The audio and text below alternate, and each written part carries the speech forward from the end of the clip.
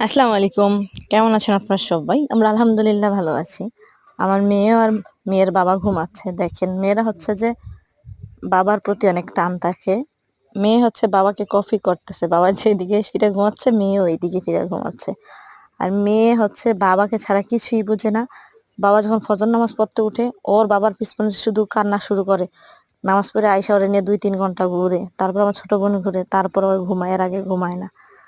মেয়েরা সবসময় এরকম। প্রতিটা মেয়ে তার বাবার অনেক প্রিয় একজন মানুষ।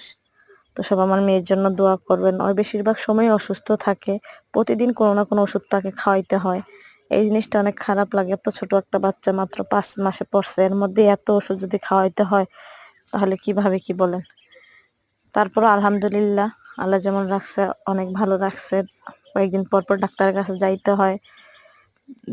ডাক্তার দেখে যে সবকিছু ঠিক আছে কিনা। যত সময়ের আগে দুনিয়াতে আসছে, আল্লাহ যতকে ভালো রাখে, নেক হায়াত দান করে।